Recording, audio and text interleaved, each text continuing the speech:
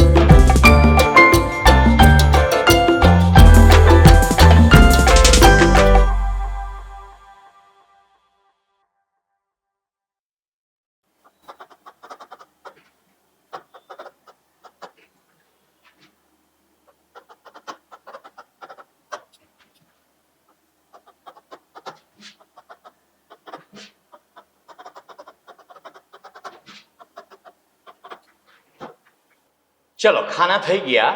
સામે 4 પેજ જોઈ લો.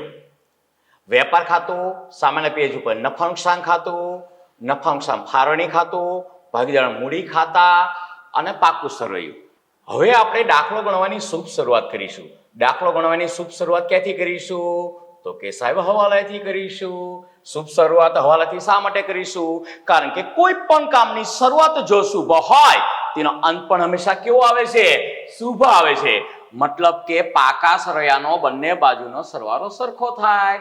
જો આપણી શુભ શરૂઆત થઈ હોય તો પાકા સરવૈયાનો બંને બાજુનો સરવાળો સરખો થાય. એટલે શરૂઆત હંમેશા કોઈ પણ કામની શુભ હોવી જોઈએ. અને દાખલાની શુભ શરૂઆત અહીંયા આપણે હવાલાથી કરીશું. ચલો એડજસ્ટમેન્ટ નંબર ફર્સ્ટ. આખા સ્ટોકની કિંમત ₹40,000 છે, પરંતુ તેની બજાર કિંમત 20% ઓછી છે. તો નામાનો સિદ્ધાંત તો આપણો કયો? ડહાપણ યોગ્યતાનો સિદ્ધાંત, રૂઢિચુસ્તતાનો સિદ્ધાંત. એ સિદ્ધાંત શું કહે છે? સ્ટોકની કિંમતમાં જો ઘટાડો થયો હોય તો ધ્યાનમાં લેવો પડે તે ઘટાડો. સ્ટોકની કિંમતમાં જો વધારો થયો હોય તો એ વધારો ધ્યાનમાં લેવાય નહીં. મતલબ કે આખા સ્ટોકની મૂળ કિંમત ₹40,000. આ મૂળ કિંમત ₹40,000 અને સ્ટોકમાં 20%નો મતલબ કેટલા રૂપિયાનો? 8,000નો શું થયો છે? ઘટાડો. તો આખા સ્ટોકનો હવાલો કેટલા રૂપિયાનો થશે? ₹32,000. એટલે આખા સ્ટોકનો હવાલો ₹32,000 થશે. બીજી રીતે વિચારો તો ચાલે કે મૂળ કિંમત છે ₹40,000 અને બજાર કિંમત છે ₹32,000. તો આ બંનેમાંથી જે રકમ ઓછી હોય તે which ever is less, મતલબ બંનેમાંથી જે નાનું હોય તે. તો બંનેમાંથી નાના કોણ? તો કે સર ₹32,000. એટલે આખરના માલના સ્ટોકનો હવાલો ₹32,000 થશે. અને એની 2 એન્ટ્રી એ તો બધાને ખબર જ છે. એક એન્ટ્રી વેપાર ખાતામાં જમા બાજુ અંદાજે આટલે લખો આખર માલનો સ્ટોક. આખર માલનો સ્ટોક કેટલા રૂપિયાનો? તો કે સર ₹32,000. અને બીજી એન્ટ્રી પાકા સરવૈયામાં મિલકત લેણા બાજુ અંદાજે એટલે લખો આખર માલનો સ્ટોક કેટલો? તો કે સર ₹32,000. ચાલો ત્યાર પછી બીજા નંબરનો હવાલો. ₹1,000નો માલ મળ્યો હતો, પરંતુ ખરીદીનું ભરેત્યું. ભરેત્યું પ્યોર ગુજરાતી શબ્દ છે. એને ઇંગ્લિશમાં બિલ કહેવાય. ખરીદ નોંધમાં લખવાનું રહી ગયું છે. ગયા વર્ષે 11મા ધોરણમાં તમે પેટા નોંધો શીખી ગયા. ખરીદ નોંધમાં કયા વ્યવહારો નોંધાય? ઉધાર માલની ખરીદીના વ્યવહારો નોંધાય. મતલબ ઉધાર ખરીદી નોંધવાની રહી ગઈ છે. એમને પણ માલ મળ્યો હતો તો કયો માલ મળે? તો કે સાહેબ ખરીદ્યો હોય તે માલ મળી ગયો, પણ એકાઉન્ટિંગ કરવાનું રહી ગયું છે, ચોપડામાં નોંધવાનું રહી ગયો છે. ઇન શોર્ટ ખરીદી નોંધવાની રહી ગઈ છે. તો જો ખરીદી નોંધવાની રહી ગઈ હોય તો એક એન્ટ્રી ખરીદીમાં પ્લસ અને બીજી એન્ટ્રી લેણદારોમાં પ્લસ થાય. આ લેણદારો જો ગ્રાહકોને વેપારીઓ આપણને આપ્યા અને અહીંયા ખરીદી વેચાણ એટલે એક એન્ટ્રી ખરીદીમાં પ્લસ અને એક એન્ટ્રી લેણદારોમાં પ્લસ. કોઈ કે સર વેચાણ નોંધવાનું રહી ગયું હોત તો એક એન્ટ્રી વેચાણમાં પ્લસ કરત અને બીજી એન્ટ્રી દેવાદારોમાં પ્લસ કરત. અને જો મેથેમેટિકલી આપણું ઓકે થઈ ગયું, એક એન્ટ્રી અહીંયા પ્લસ થશે, બીજી એન્ટ્રી અહીંયા પ્લસ થશે. આપણે કહેલું જ છે બંને બાજુની એક એન્ટ્રી હોય, ઉધાર બાજુની જમા બાજુની, તો કાં તો બંને પ્લસ થાય કાં તો બંને માઇનસ થશે. જો કોઈ એક જ બાજુની 2 એન્ટ્રી અસર પામતી હોય તો હંમેશા ઓલવેઝ એક પ્લસ અને એક માઇનસ થાય. હા તો ખરીદીમાં પ્લસ કરી નાખો 61,000માં અને બીજી એન્ટ્રી મૂડી દેવા બાજુ લેણદારો લખીને લેણદારોમાં પ્લસ કરી નાખો. લખો વેપાર ખાતામાં ઉધાર બાજુ પહેલી લાઈન શરૂઆતનો સ્ટોક લખવા માટે ખાલી રાખજો હો ને. ખરીદી આ 61,000 પ્લસ નહીં નોંધેલ ખરીદી. આ બાબત જે તરીકે લખીએ છીએ નેરેશન છે. આ કોઈ એકાઉન્ટિંગ નથી, મતલબ કે કોઈ ખાતાનું નામ નથી. અને તમારી ભાષામાં લખશો તો ચાલશે. આ 1000, આનું પરિણામ એક સાથે કરશું. પછી વાત કરીએ પાકા સરયામાં મૂડી દેવા બાજુ અંદાજે એટલે લખો લેણદારો 16,000 રૂપિયાના પ્લસ નહીં નોંધે હાપાંશુ ખરીદી કેટલી 1000, એટલે આઉટર કોલમમાં કેટલા આવશે તો કે સર 17,000 રૂપિયા. લો બીજો હવાલો પૂરો. ત્યારબાદ ત્રીજા નંબરનો હવાલો, ભાગીદારોને મૂડી પર 10% અને ઉપાડ પર 5% વ્યાજ વસૂલ કરવાનું છે. હવે મૂડી પર વ્યાજનો હવાલો અને ઉપાડ પર વ્યાજનો હવાલો સેમ એવી રીતે દેવાદારોમાંથી ગાલખાતનો હવાલો, ગાલખાત અનામતનો હવાલો અને દેવાદાર વટાવવાનો હવાલો. આ હવાલા કરતા પહેલા પછીના હવાલામાં ઉડતી નજર ફેરવવી પડે. કોઈ હવાલો એવો તો નથી ને કે જે તેમને અસર કરતો હોય, તો થોડીક વાર પેન્ડિંગ રાખો અને નીચેના હવાલા પર નજર કરો. ચોથા નંબરનો હવાલો તો ગાલખાત અનામત છે અને દેવાદાર વટાવ અનામતની વાત કરી છે. પાંચમા નંબરનો હવાલો સીવે રૂપિયા 1,000 નો માલ અને શંકર રૂપિયા 2,000 નો માલ અંગત વપરાશ માટે લીધો હતો, જેની નોંધ ચોપડે ઉધાર વેચાણ તરીકે વેચાણ નોંધમાં થઈ છે. હતો અંગત વપરાશ માટે માલનો ઉપાડ, ભૂલથી એકાઉન્ટન્ટ શું સમજી બેઠા, વેચાણ સમજી બેઠા, એટલે એની 4 એન્ટ્રી કરવી પડશે. એક તો જે એન્ટ્રી સાચી થતી હતી તે અંગત વપરાશ માટે માલનો ઉપાડ કર્યો તેની 2 એન્ટ્રી કરવી પડશે, અને ભૂલથી જે વેચાણ તરીકે નોંધાઈ ગઈ છે એ એન્ટ્રી રદ કરવા માટે 2 નોંધ એ કરવી પડશે. અને પછી તો 6 નંબરનો હવાલો, ભાગીદારી કરારનામાની જોગવાઈ પ્રમાણે નુકસાન હોય તો પણ મૂડી પર વ્યાજ ચૂકવવાનું છે. આવું આપણે પહેલા કે બીજા દાખલામાં આવી ગયું. એનો મતલબ એવો થયો કે મૂડી પર વ્યાજ તમે આપી દેજો, તમે ચિંતા ન કરતા, ભલે પછી નફો થાય તો ભલે અને નુકસાન થાય તો પણ ભલે, એ તો આપણે એમ પણ ચિંતા કરતા નથી. એટલે એ તો ખાલી સૂચના છે. અને ઉપરથી સારું, જ્યારે પણ આવી સૂચના આપી હોય ત્યારે નક્કી કે વહેંચણી પાત્ર ખોટ લગભગ આવતી હશે. તો પછી પહેલા આપણે 5મા નંબરનો હવાલો કરી નાખીએ અને પછી 3જા નંબરનો અને 4થા નંબરનો હવાલો આપી દઈએ. હા, તો 5મા નંબરના હવાલાની વાત કરીએ તો સીવે 1,000 નો માલ અને શંકરે રૂપિયા 2,000 નો માલ અંગત વપરાશ માટે લીધો હતો, જેની નોંધ ચોપડે ઉધાર વેચાણ તરીકે વેચાણ નોંધમાં થઈ છે.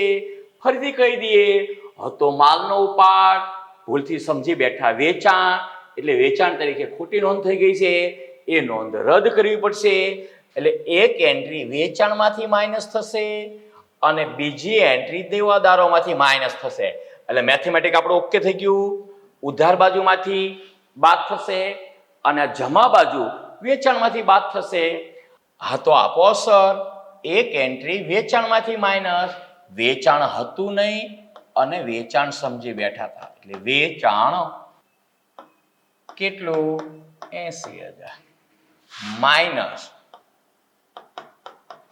અંગત વપરાશ માટે લીધેલ માલ, જે ભૂલથી વેચાણમાં લખાઈ ગયા છે તે, તો બંનેના થઈને કેટલા, તો કે સર બંનેના થઈને 3,000 રૂપિયા એ બાદ થશે, એટલે હું બ્રેકેટમાં આપું. અને બીજી અસર એની મારે આપવી પડશે દેવાદારોમાં.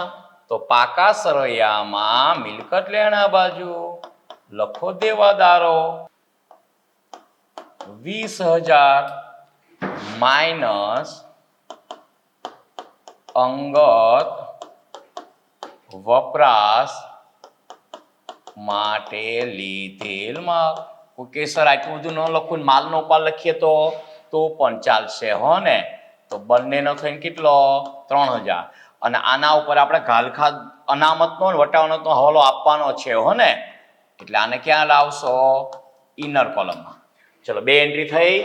હતો અંગત વપરાશ માટે માલનો ઉપાડ અને ભૂલથી સમજી બેઠા હતા વેચાણ, એટલે એક એન્ટ્રી વેચાણમાંથી માઇનસ કરી અને બીજી એન્ટ્રી દેવાદારો માઇનસ કરી. મતલબ જે ખોટી નોંધ થઈ હતી તે રદ કરી, તે કેન્સલ કરી.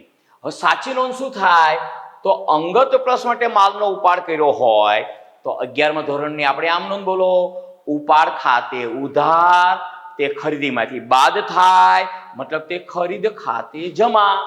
ડાયરેક્ટ કાચા સરળમાં તમે વિચારશો તો ઉપાડ ખાતે ઉધાર, ઉપાડ ખાતાની ઉધાર બાકી હોય એમાં પ્લસ ઉપાડ ખાતે ઉધાર તે ખરીદ ખાતે જમા, મતલબ ખરીદીમાંથી માઇનસ થશે.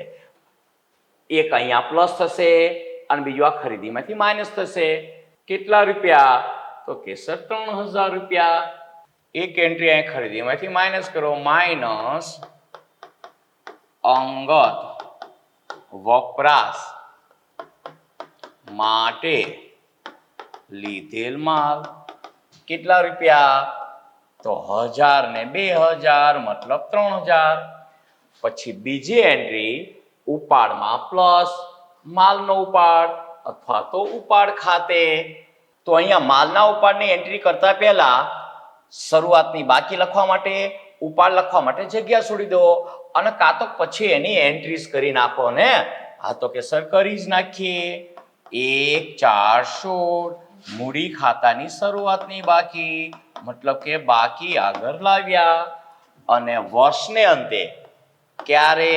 31/3/17 ઉપાડ ખાતે આ જગ્યા છોડીને કદાચ એન્ટ્રી કરી જ નાખીએ હો ને. ચલો મૂડીનો ઉપાડ કેટલો છે જોવો તો જરાક. તો કે સર મૂડી છે ₹1,00,000 ને 1,20,000 અને ઉપાડ 10,000 ને 20,000.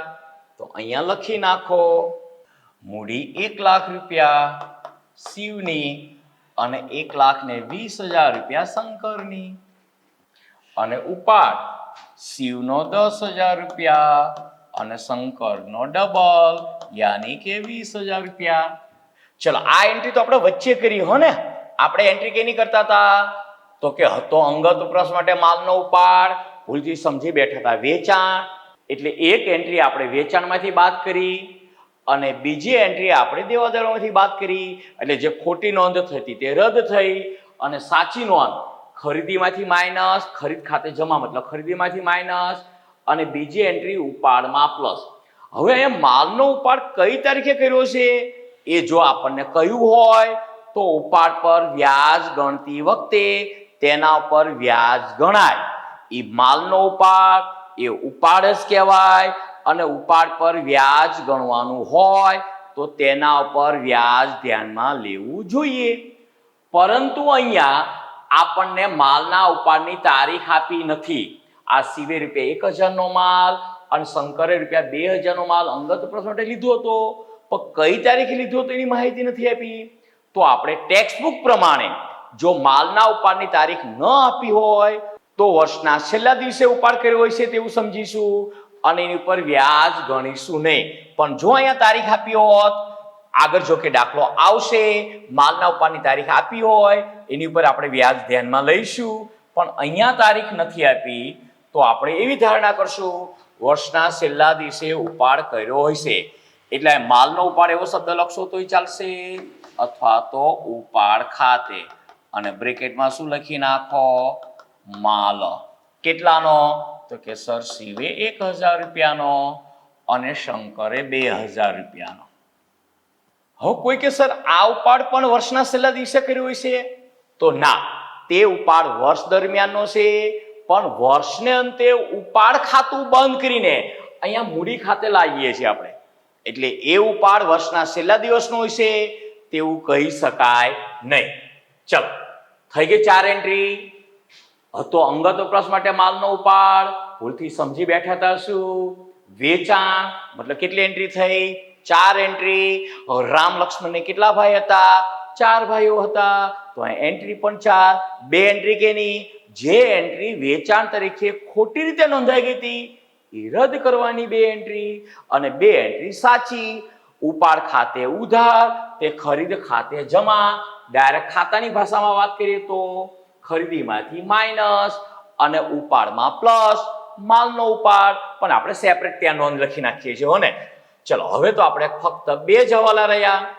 ત્રીજા નંબરનો હવાલો આપી દઈએ પછી ચોથા નંબરનો. ભાગીદારોને મૂડી પર 10% અને ઉપાડ પર 5% વ્યાજ વસૂલ કરવાનું છે. એટલે કે 10% વ્યાજ આપવાનું છે અને ઉપાડ પર 5% વ્યાજ વસૂલ કરવાનું છે. હા તો કઈ વાંધો નહીં, મૂડી પર 10% વ્યાજનો હવાલો આપણે આપવાનો છે. ઇન શોર્ટ તો મૂડીનું વ્યાજ મૂડીની નીચે, પણ ક્યારે? વર્ષની અંતની તારીખે 31/3/17 લખો. શું લખશો? તો કે સર મૂડી પર વ્યાજ ખાતે 10% મતલબ 10,000 અને અહીંયા 10% મતલબ 12,000.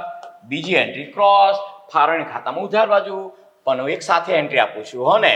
અહીંયા પણ વર્ષને અંતે ઉપાડ પર વ્યાજ ખાતે. આ ઉપાડની તારીખ નથી આપી એટલે એનું વ્યાજ આપણે નહીં ગણીએ. આ ઉપાડનું વ્યાજ ગણીશું. 5% મતલબ 10,000 ના 5% એટલે 500 અને 20,000 ના 5% મતલબ 1000 અને એની એન્ટ્રી ક્રોસ થશે ફાળવણી ખાતામાં જમા બાજુ. ચલો અહીંયા લખી નાખો, બંને બાજુ એક એક લાઈન છોડજો હો ને. મૂડી પર વ્યાજ અને કોલમ, અને પછી લખો શિવ અને પછી શંકર. શિવનું કેટલું? 10,000 ને શંકરનું 12,000. તો અહીંયા લખો શિવમાં 10,000 અને શંકરમાં 12,000 મતલબ સરવાળો કેટલો થાય છે? તો કે સર 22,000 રૂપિયા. પછી અહીંયા એન્ટ્રી આપી દો, ઉપાડ પર વ્યાજ કોલમ, આ શિવ અને શંકર. કેટલું વ્યાજ ગણ્યું આપણે? 500 રૂપિયા અને 1000 રૂપિયા. એટલે આ આવશે 500 રૂપિયા અને પછી આ આવશે 1000 રૂપિયા. અને એનો સરવાળો કરવામાં કેલ્સીની જરૂર પડે તેમ નથી. 1,500 રૂપિયા. ચલો મૂડી પર વ્યાજ અને ઉપાડ પર વ્યાજનો હવાલો થઈ ગયો તો એકદમ સહેલો હતો. ચોથો હવાલો, ઘાલ ખાતાના રૂપિયા 3,000 ની જોગવાઈ કરો તથા દેવાદારો પર વટાવ અનામત 10% લેખે રાખવાનું છે. એટલે ઘાલ ખાત અનામત ને દેવાદાર વટાવ અનામત ઘાલ ખાતની વાત કરી નથી. હા તો દેવાદારોમાંથી બાદ કરો. દેવાદારો આપણે લખેલા જ છે, માઇનસ ઘાલ ખાત અનામત અથવા ઘાલ ખાતની જોગવાઈ. કેટલા રૂપિયા? તો કે રકમ જ આપી દીધી છે 3,000 રૂપિયા. એટલે કેટલા વધશે?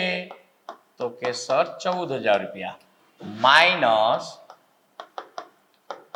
દેવાદાર વટાવ અનામત 10% એટલે આવશે 1,400. એટલે આઉટર કોલમમાં 14 માંથી 2 બાદ કરો એટલે 12,000 અને બાકીના 600. એવું લાગે તો કેલ્સીથી બાદ કરજો, પણ સહેલી જ બાદ બાકી છે, થઈ જાય તેમ છે.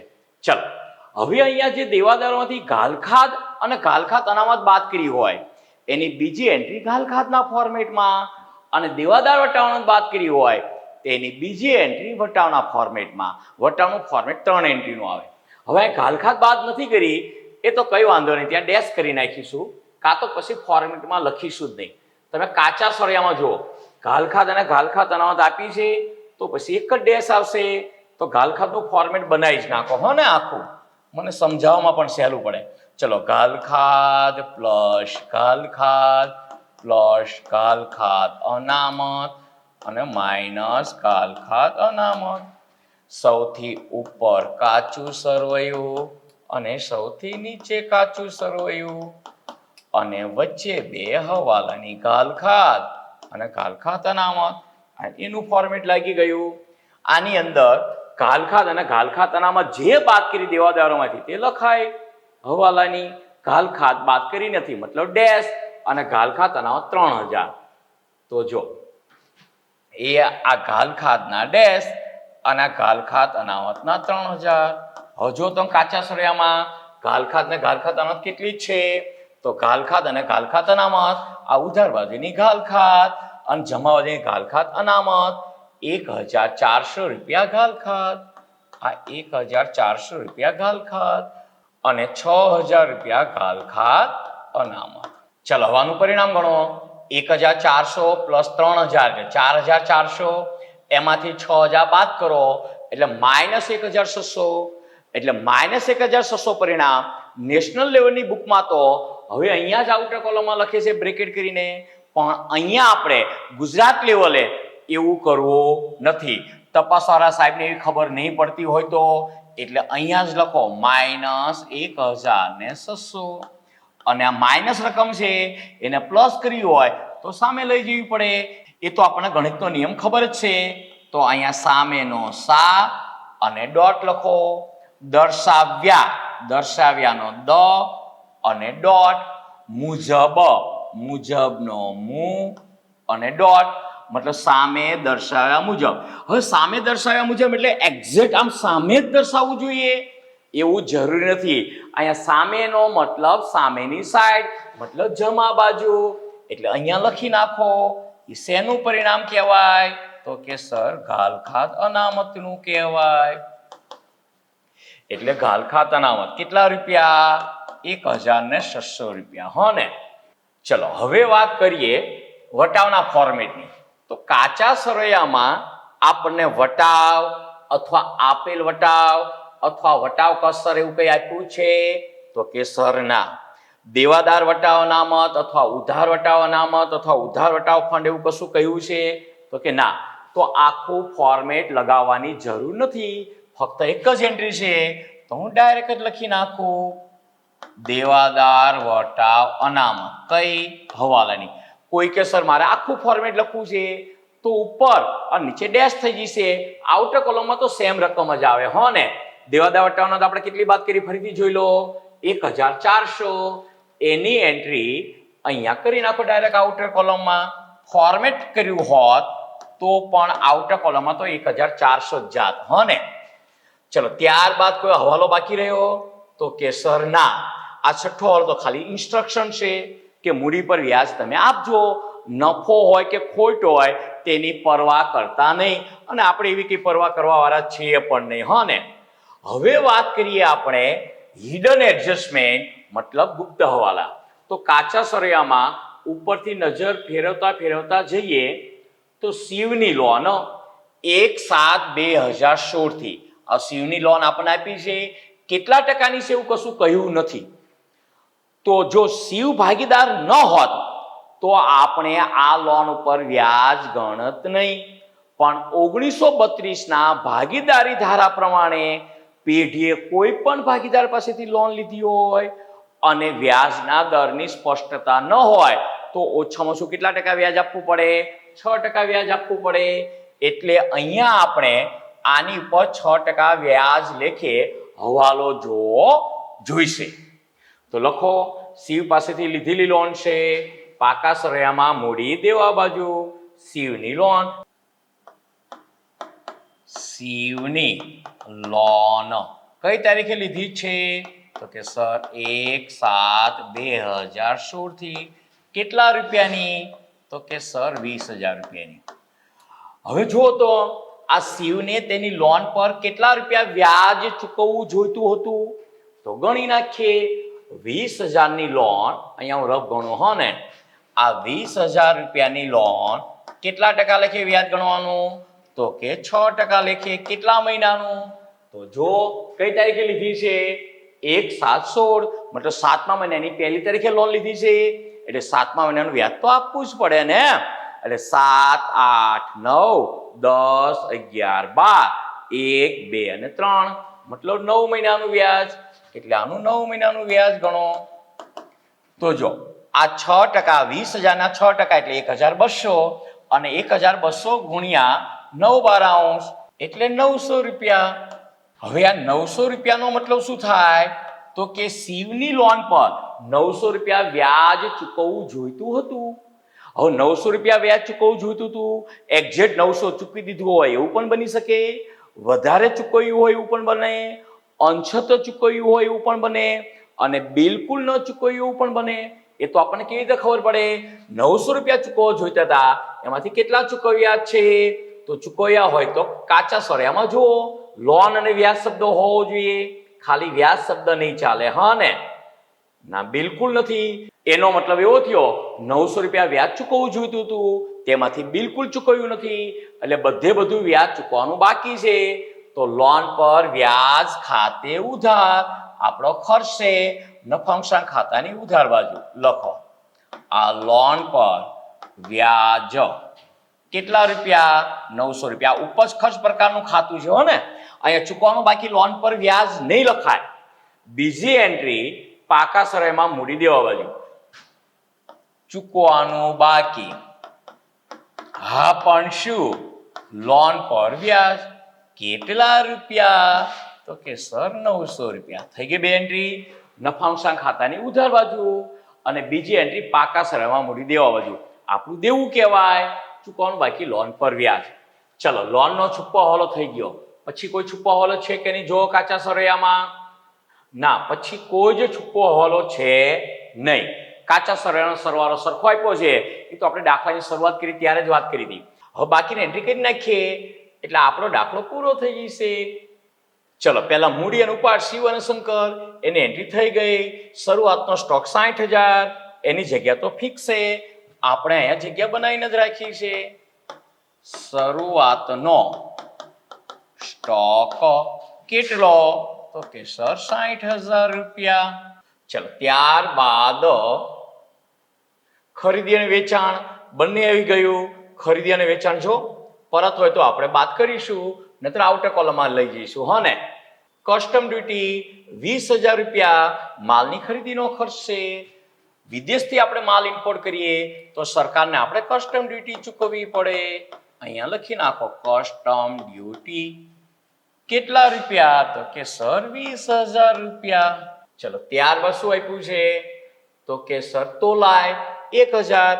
એ પણ માલ તોલવાનો ખર્ચ ખરીદીનો ખર્ચ છે. ત્યાં જ લખાય છે તોલાઈ વેપાર ખાતાની ઉધાર બાજુ 1,000 રૂપિયા. ચલો ત્યારબાદ પ્રોવિડન્ટ ફંડ અને પ્રોવિડન્ટ ફંડમાં ફાળો. ત્યાં ખબર તો 4 એન્ટ્રી આવતી હતી. પ્રોવિડન્ટ ફંડ, પ્રોવિડન્ટ ફંડમાં ફાળો, પ્રોવિડન્ટ ફંડના રોકાણો અને પ્રોવિડન્ટ ફંડના રોકાણોનું વ્યાજ. અહીંયા જો તો પ્રોવિડન્ટ ફંડના રોકાણો તેનું વ્યાજ આપ્યું છે? તો કે સર ના, 2 જ એન્ટ્રી છે. પ્રોવિડન્ટ ફંડ અને પ્રોવિડન્ટ ફંડમાં ફાળો. ફાળો મતલબ કોન્ટ્રીબ્યુશન, અને કોઈ પણ ધંધા માટે કોન્ટ્રીબ્યુશન ફાળો હંમેશા ખર્ચ હોય અને ખર્ચની ઉધાર બાકી. મતલબ આ ઉધાર બાજુની રકમ ફાળાની છે અને જમા બાજુની રકમ પ્રોવિડન્ટ ફંડની છે. તો પ્રોવિડન્ટ ફંડમાં ફાળો ધંધાનો ખર્ચ છે. નફા નુકસાન ખાતાની ઉધાર બાજુ પ્રોવિડન્ટ ફંડમાં ફાળો 1,000 રૂપિયા. અને પ્રોવિડન્ટ ફંડ એ કર્મચારીના પગારમાંથી કાપી લીધેલી રકમ છે.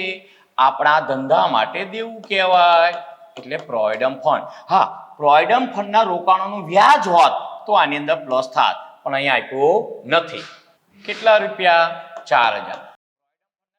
હવે પ્રોવિડન્ટ ફંડના બીજા પણ 2 નામ હતા. 11મા ધોરણમાં કાચું સરવૈયું ભણાવતી વખતે મેં તમને લખાયા હતા, યાદ છે? કયા? કર્મચારી ભવિષ્ય નિધિ ફંડ મતલબ પ્રોવિડન્ટ ફંડ અને કર્મચારી કલ્યાણ નિધિ ફંડ. કર્મચારીઓ તમારું શું થાય? કલ્યાણ થાય. એટલે કલ્યાણ નિધિ ફંડ કે તો પણ ભલે, ભવિષ્ય નિધિ ફંડ કે તો પણ ભલે અને પ્રોવિડન્ટ ફંડ કે તો પણ ભલે. જો કે મોટા ભાગના કેસની અંદર પ્રોવિડન્ટ ફંડ શબ્દનો જ યુઝ થાય છે હો ને. ચલો પ્રોવિડન્ટ ફંડ અને પ્રોવિડન્ટ ફંડમાં ફાળો 2 એન્ટ્રી થઈ ગઈ. જો તો ત્યાર પછી શું આપ્યું છે? ડે સ્ટોક 22,000 રૂપિયા. તો ત્રાજવા, બાટ, પ્રિન્ટર, કોમ્પ્યુટર, નાની નાની જે મૂવેબલ એસેટ્સ હોય એને ડે સ્ટોક કહેવાય. પાકા સરળમાં મિલકત લેણા બાજુ ડે સ્ટોક 22,000 રૂપિયા. અને બીજું આને મળતું આવતું નામ કયું હતું? ડેમરેજ. એવરેજ વિદ્યાર્થી ખાસ ધ્યાન રાખજો. ડે સ્ટોક મતલબ મિલકત છે, મિલકત લેણા બાજુ, અને ડેમરેજ મતલબ માલની ખરીદીનો ખર્ચ છે, વેપાર ખાતાની ઉધાર બાજુ. બંને નામ મળતા આવે છે એટલે ભૂલ ન થાય, સાચવજો હો ને. પછી પગાર મજૂરી અને રકમ કમ્બાઈન એક જ આપી છે 12,000ની. તો પગાર આવે નફા નુકસાન ખાતે, મજૂરી આવે વેપાર ખાતે. તો બંને 6,000 રૂપિયા લખી નાખવાની, એવું નહીં કરવાનું હો ને. કારણ કે આપણને કેમ ખબર પડે કે આમાં 6,000 રૂપિયા પગાર ના છે, 6,000 રૂપિયા મજૂરી ના છે, બંનેની ભેગી રકમ આપી છે. તો પછીનો રૂલ શું છે? પહેલો જે શબ્દ હોય એ ખર્ચનું પ્રભુત્વ વધારે છે એવું આપણે વિચારવાનું. મતલબ પહેલા પગાર શબ્દ હોય તો નફા નુકસાન ખાતે અસર આપવાની, અને પહેલા મજૂરી શબ્દ હોય તો વેપાર ખાતે અસર આપવાની. કમ્પ્લીટ. પગાર મજૂરી કે તો નફા નુકસાન ખાતે, મજૂરી પગાર કે તો વેપાર ખાતે. અહીંયા પગાર મજૂરી 12,000 રૂપિયા ક્યાં લખાય છે? નફા નુકસાન ખાતે લખો. પગાર મજૂરી કેટલા રૂપિયા? તો કે સર 12,000 રૂપિયા. ચાલો પછી શું આપ્યું છે? શિવની લોન તો આવી ગઈ. મહાજન લાગો ખરીદીનો ખર્ચ છે વેપાર ખાતે. મહાજન એટલે મુખી જે હોય તે આપણે ફોર્મેટ ભણાવતી વખતે વાત કરી હતી. મહાજન લાગો 2,000 રૂપિયા. ચલો ત્યારબાદ ફેક્ટરીનું મકાન મતલબ કારખાનાનું મકાન. ગુજરાતીમાં કારખાનું કહેવાય, ઇંગ્લિશમાં ફેક્ટરી કહેવાય. અહીંયા બંને શબ્દનો યુઝ કરે છે. હા તો કારખાનાનું મકાન એ બિલ્ડિંગ છે, આપણી મિલકત લેણા બાજુ, અને ફેક્ટરીના મકાન પર ઘસારો એનો ઘસારો છે. તો કોઈ કે સાહેબ એની અંદર પ્લસ નહીં કરી દેવાનો. એ તો પ્લસ ક્યારે કરાય કે હવાલામાં સૂચના આપી હોત ફેક્ટરીના મકાન પર ઘસારો ગણવાની, તો પ્લસ કરીને સૂચના પ્રમાણે નવો ગણત. અહીંયા તો કઈ સૂચના જ નથી આપી. એનો મતલબ એવો થયો કે આ ગણેલ ઘસારો સાચો રહેશે. આપણે તો બંનેની સિંગલ એન્ટ્રી કરી નાખીશું. ફેક્ટરીનું મકાન 1 લાખ, મિલકત લેણા બાજુ. ફેક્ટરીનું મકાન 1 લાખ રૂપિયા આપણી મિલકત છે, અને ફેક્ટરીના મકાનનો ઘસારો કાચા સરવાળામાં આપ્યું છે સિંગલ એન્ટ્રી, પણ ફેક્ટરીનો ખર્ચ છે. એટલે નફા નુકસાન ખાતે ઘસારો લખવાને બદલે આ ફેક્ટરીના મકાનનો ઘસારો વેપાર ખાતે લખાય છે. હો ને? ફેક્ટરીના મકાન પર ઘસારો. કોઈ પૂછે કેવો સારો? તો કે ઘસારો. કેટલા રૂપિયા? તો કે 10,000 રૂપિયા. ચલો ત્યારબાદ વીમા પ્રીમિયમ 1,200 નફા નુકસાન ખાતે. વીમા પ્રીમિયમ હા પણ કેટલું? 1,200 રૂપિયા. પછી અગાઉથી ચૂકવેલ વીમા પ્રીમિયમ કાચા સરવાળામાં આપ્યું છે સિંગલ એન્ટ્રી, મિલકત લેણા બાજુ, ઉધાર બાકી મિલકત લેણા બાજુ. વાત થઈ ગઈ છે આપણે. અગાઉથી ચૂકેલી શોર્ટમાં ચાલશે. હો ને? વીમા પ્રીમિયમ હા કેટલા રૂપિયા? તો કે અગાઉથી ચૂકવેલ વીમા પ્રીમિયમના 600 રૂપિયા. ચલો ત્યારબાદ ડેમરેજ હમણાં જ વાત થઈ, ખરીદીનો ખર્ચ છે 200 રૂપિયા. ડેમરેજ 200. ડેસ્ટોક મિલકત લેણા બાજુ. ચલો ત્યારબાદ રોકડ અને બેંક. જો બંને બાજુ બાકી આપી છે, આપણે ગયા દાખલામાં વાત થઈ ગઈ.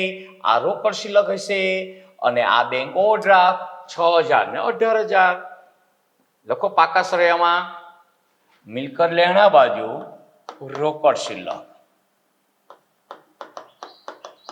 કેટલી? તો કે સર 6,000 રૂપિયા. અને જમા બાજુના બેંક બાકી લખશો તો પણ ચાલશે, અને બેંક ઓવરડ્રાફ્ટ લખો તો પણ ચાલશે. બેંક ઓવરડ્રાફ્ટ 6 તરી 18, તેના કરતા 3 ગણા ઓવરડ્રાફ્ટ હતો. ચલો પછી હુંડીઓ. ઉધાર બાજુની લેણી હુંડી, જમા બાજુની દેવી હુંડી. એવી ખબર ન પડે તો ઉધાર બાકી મિલકત લેણા બાજુ લખો, એને લેણી હુંડી નામ આપો. જમા બાકી મૂડી દેવા બાજુ લખો, એને દેવી હુંડી નામ આપો. 30,000 ને 14,000. અહીંયા જગ્યાને જ્યાં ઉપર લખજો. હા ને? હું અહીંયા જ લખું. લેણી હુંડી 30,000 અને દેવી હુંડી અહીંયા લખો મૂડી દેવા બાજુ. દેવી હુંડી કેટલા રૂપિયા? 3 ગણી ના હો, 14,000 રૂપિયા. ત્યારબાદ હુંડી પછી શું આપ્યું છે? ગ્રાહકો અને વેપારીઓ બંને આવી ગયા. દેવાદારો અને લેણદારો, વ્યવસાય વેરો મતલબ પ્રોફેશનલ ટેક્સ, મ્યુનિસિપાલિટી વાળા જે ઉઘરાવે તે આપણો ધંધાનો ખર્ચ છે 1,000 રૂપિયા. વેચાય વેરો 1000 રૂપિયા. ચલો ત્યારબાદ ચૂકવવાનો બાકી પગાર 1400 સિંગલ એન્ટ્રી આપણું દેવું કહેવાય. મૂડી દેવા બાજુ ચૂકવવાનો બાકી પગાર. ચલો કેટલા રૂપિયા? તો કે 1400 રૂપિયા સાહેબ. ચલો ત્યારબાદ ઘાલખાત ને ઘાલખાત અનંત આવી ગઈ. બંને બાજુનો સરવાળો સરખો છે. આપણો દાખલો પૂરો થઈ ગયો. ખાલી હવે સરવાળા કરવાના બાકી રહ્યા. હવે જો આ ખરીદ પરત ને વેચાણ પરત નથી આવ્યું એટલે આનું પરિણામ આઉટર કોલમમાં મૂકી દો. હો ને તો કેટલા થશે? તો 2000 માઇનસ એટલે 59000 અને આ કેટલા આવશે? તો 80000 માંથી 3000 માઇનસ થાય તો 77000. ચલો હવે સરવાળા. વેપાર ખાતામાં કઈ બાજુ સરવાળો વધારે થાય તેમ છે ધ્યાન રાખજો. હો ને ખોટો હોવાની શક્યતા છે કારણ કે કહ્યું તું ને મૂડી પર વ્યાજ આપજો ખોટો હોય તો પણ. એટલે જમા બાજુ 77 ને 32 એટલે 1,09,000 અને આ બાજુ વધારે છે ઉધાર બાજુનો સરવાળો વધારે થાય છે. કરો પેલા ઉધાર બાજુનો સરવાળો. મારે પણ કેલ્સીની જરૂર પડશે અહીંયા. કશો વાંધો નહીં. આ કેલ્સી ઓન કરો. ચલો અહીંયાની વાત કરો 60 અને 59 એટલે 1,19,000. તમને પણ ખબર પડે.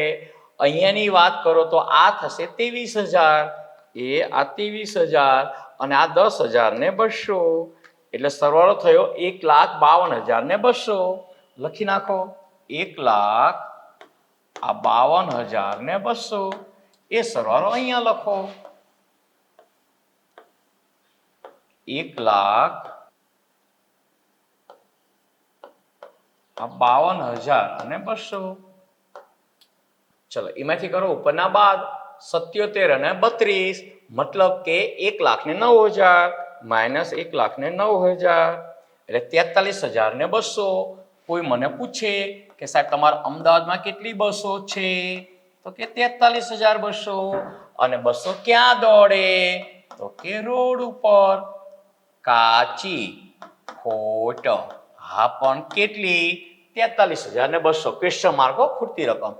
ચલો 43,200 ને નફાંશાંક ખાતે ટ્રાન્સફર કરો મતલબ ફેરબદલ કરો. કાચી ખોટ ક્રોસ એન્ટ્રી 43,200. હવે ઉધાર બાજુ સરવાળો વધારે થશે. અહીંયા સરવાળો લખવાની તૈયારી કરો. અહીંયા લખીશું અને પછી અહીંયા જી આવે ચોખ્ખી ખોટ આવશે. ચલો 43,200 તો છે જ. કેટલા થશે? 2,300 પ્લસ 2,300 આ કેટલા થશે? 12 ને 13 ને 14 ને 15 15,200 એટલે આવશે 60,700. આ ઉધાર બાજુનો સરવાળો 60,700. એ 60,700 સરવાળો અહીંયા લખો. એમાંથી ઉપરની રકમ બાદ કરો મતલબ ફક્ત 1,600 એટલે 59,100.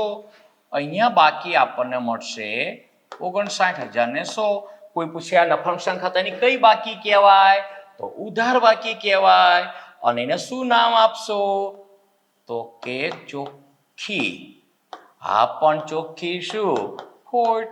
અને ખૂટતી રકમ મૂકી મતલબ ક્વેશ્ચન માર્ક. ચલો 59,100 ને અહીંયા ફાળવણી ખાતે ફેરબદલ કરો. આ 59,000 અને 100 શું છે?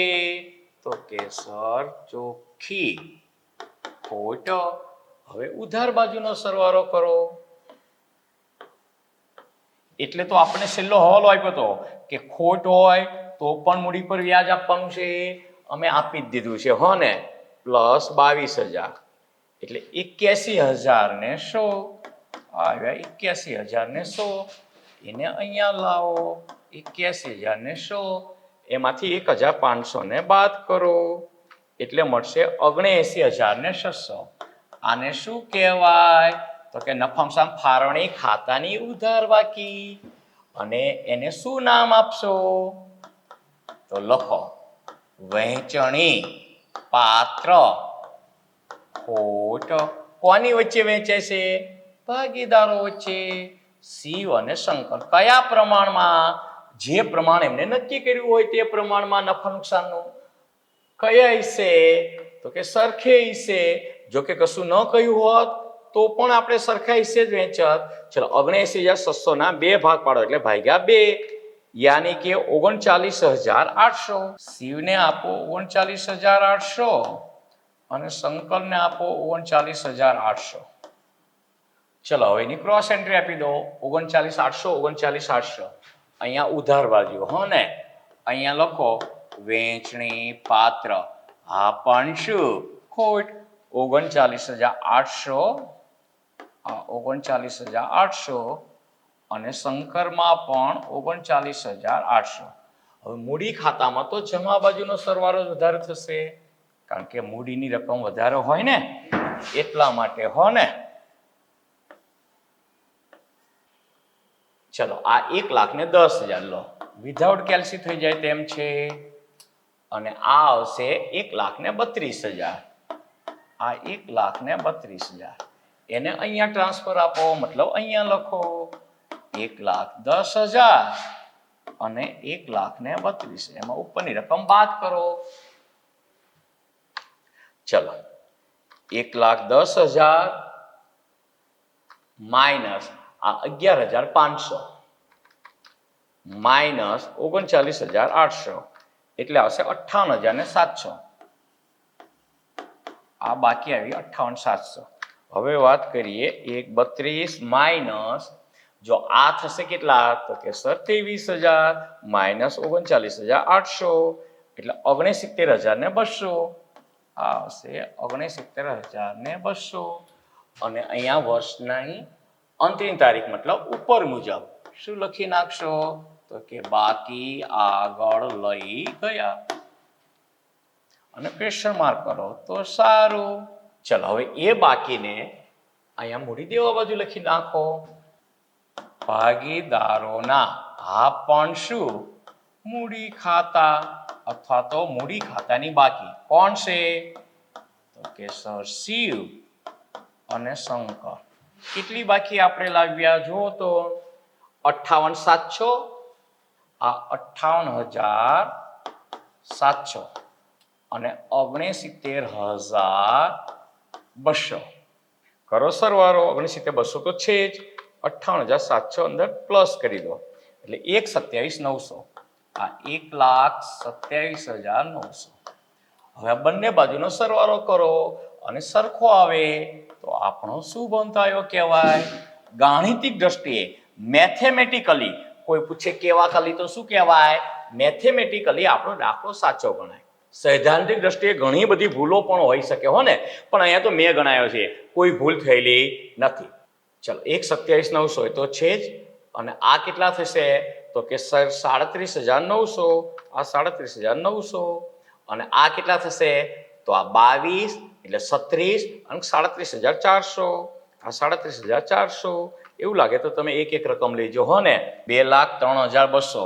ગુજરાતમાં કુલ કેટલી બસો તો કે સર 2,03,200. અહીંયા પણ જવાબ એ જ આવવો જોઈએ 2,03,200. તેમ છતાં જોઈ લો કઈ સરસ ચૂક થઈ છે તો ખબર પડી જશે. આ 1,22,000 પ્લસ પછી 32 ને 12 એટલે 44,600 પ્લસ આ 36,600. આ 36,600 એટલે કેટલા થયા 2,03,200. બંને બાજુનો સરવાળો સરખો થઈ ગયો. તો મળીએ છીએ મિત્રો નેક્સ્ટ લેક્ચરમાં ક્વેશ્ચન નંબર 5 સાથે. ત્યાં સુધી બધા વિદ્યાર્થી મિત્રોને મારા જય શ્રી કૃષ્ણ.